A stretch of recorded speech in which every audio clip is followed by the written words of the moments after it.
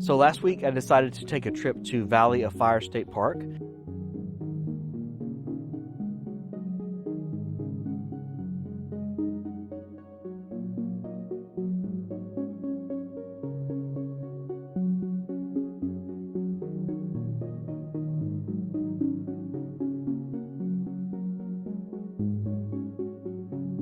The one thing you notice about this park right away is that the rocks are really a deep red, rich color. Obviously, that's where the name is coming from, Valley of Fire. And the rocks are beautiful, really.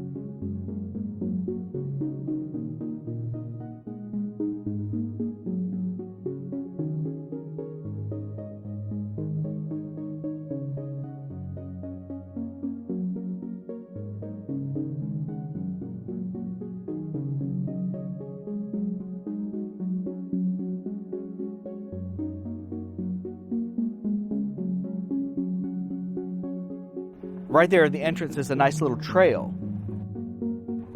So I decided I would take a walk down the trail. Actually, I had not done that before. So I took a walk down the trail, looked around. It was really beautiful. I mean, it's surprising that more people don't take that trail.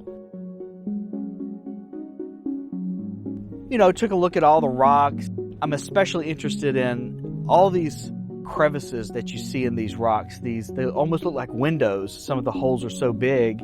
I think to myself, I wonder what this was used for thousands of years ago. Probably animals sought refuge there, and even humans braved the storm and that kind of thing.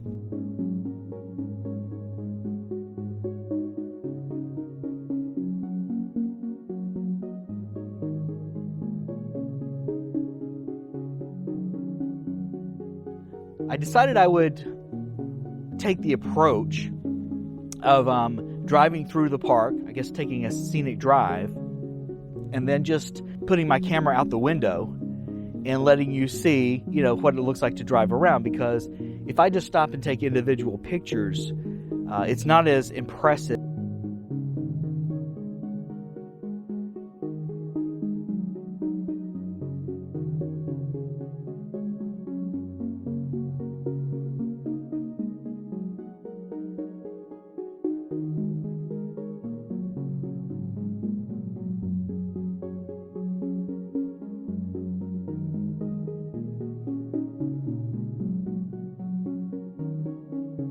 The visitor center is tucked away right beside of a mountain on the Scenic Drive. It's almost as if you don't look at it, you don't notice it almost. It's kind of made out of the same material, made to look like the same material as the mountains, which is very nice. I've never been into the visitor center before, but I have seen it. I drove by there and then started the Scenic Drive through the park. It's just really breathtaking.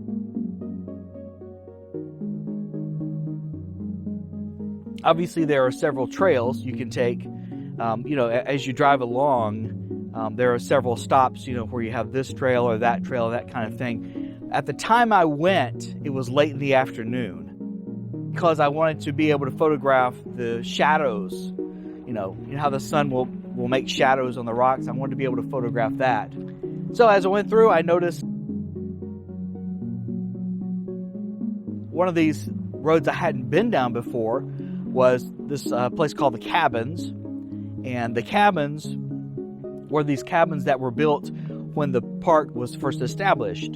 And these cabins were used by people who were traveling, visiting the park in its early days. And in those early days, when the park just opened, they had 9,000 visitors a year. So not really a lot. Today they have hundreds of thousands per year.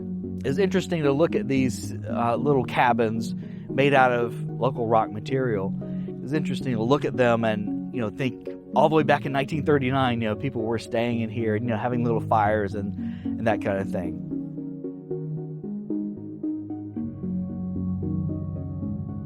I came upon a nice little picnic area, which was right beside of a rock. I mean, it's kind of funny that they would pick that place to put a picnic area, but it works,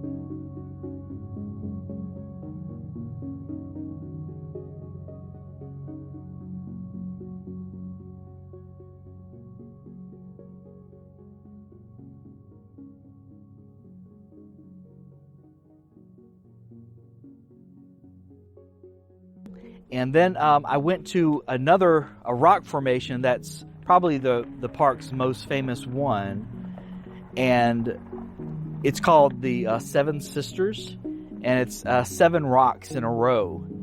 And so I stopped there and took a look at that, and then I walked around a little bit.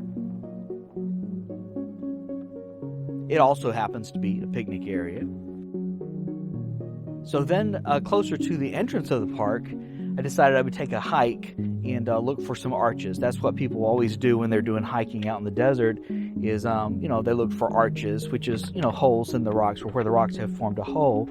And so I was able to find an arch and then see the sun shining directly through it, which is always a good find. And, that just reminds me of all those like Indiana Jones movies and some of those movies where in order to find the treasure, you have to find the right crevice, and the sun has to be shining through exactly the right time. And even with the Egyptian pyramids, I think some of that applies there too, where you had a certain set of rocks or something, and then the sun had to shine through it. I just think that's really neat. It's always something that any kind of hiker looks for, is to find an arch with the sun shining through it. So then, of course, I took some aerial photographs, and I think you really get the biggest impact when you see this from afar, from both the aerial photographs and even from the ground, looking really far away. So I was trying to present it to you in that way rather than just a bunch of close-up photos.